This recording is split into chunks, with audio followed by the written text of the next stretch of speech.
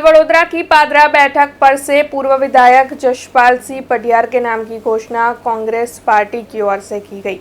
तब आपको बता दें कि कांग्रेस के पूर्व उप प्रमुख विनोद शाह की ओर से जशपाल सिंह पटियार को आयाती उम्मीदवार कहते हुए उनका विरोध जताया गया है और साथ ही वडोदरा शहर कांग्रेस के दिग्गज नेता चंद्रकांत श्रीवास्तव को टिकट देने की मांग उनकी ओर से साझा की गई है। इस मामले में आज जब पूर्व विपक्षी नेता चंद्रकांत श्रीवास्तव से उनकी प्रतिक्रिया जानने की कोशिश की गई तो उन्होंने क्या कहा, आइए आपको सुनाते हैं। दरेक कार्यकर्तानी पोतपोतानी लागणी होय अने एनी लागणीने हूँ मान आपું છું, પણ સવાલ પાર્ટીનો જ્યારે ઊભો થતો હોય ત્યારે પાર્ટી મને લડવા માટે સક્ષમ ગણ્યો છે। પાર્ટીએ મને ટિકિટ તો શું મને લડવાની જીદ બી કરેલી, પણ મારા પોતાના અંગત કારણો હતા એટલે મેં કીધું આ વખતે મારે ચૂંટણી લડવી નથી। પણ મેં એટલું ચોક્કસ કીધેલું કે એવા સક્ષમ ઉમેદવારને ટિકિટ આપજો કે એક તો પોતેની પ્રતિભા સ્વચ્છ હોય, દરેક વિધાનસભામાં એને ઓળખતા હોય, પોતાની સેના હોય,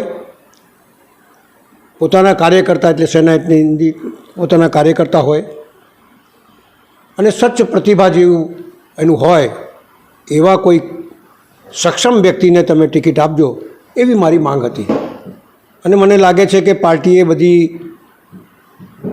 ચકાસણી કર્યા પછી એક સક્ષમ ઉમેદવારને પાર્ટી ઉમેદવાર બનાવ્યો છે અને એ ઉમેદવારને હું આવકારું છું। કારણ કે એક સીધો સાદો ચહેરો, સ્વચ્છ ચહેરો, વિધાનસભામાં રહી ચૂકેલો છે, પૂર્વ ધારાસભ્ય બી છે અને દરેક વિધાનસભામાં એને ઓળખે છે।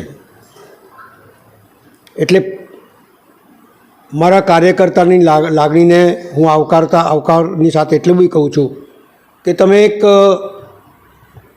કોંગ્રેસ પાર્ટીના સૈનિક છો, તમે પોતે બી એક સક્ષમ છો। તમે બતુભાઈની લાગણીની સાથે સાથે હું આપને એટલું જ કહીશ કે કોંગ્રેસના પાર્ટીના ઉમેદવારને તમે જીતાડવા માટે સક્ષમ તાકાતથી મહેનત કરજો। આપણી વિચારધારાની લડાઈ છે, આપણી કોઈ મારામારીની લડાઈ નથી અને વિચારધારા હંમેશા સાચી વિચારધારા હશે તો લોકો એને એક્સેપ્ટ કરશે અને कांग्रेस पार्टी मजबूताई आगे बढ़े એવું મારું સ્પષ્ટ માનવું છે। अब खबरों से लगातार अपडेट रहना हुआ आसान। BRG न्यूज आपके मोबाइल स्क्रीन पर आज ही BRG न्यूज की mobile app Google play store और ऐप स्टोर से डाउनलोड करें और खबरों से लगातार जुड़े रहें।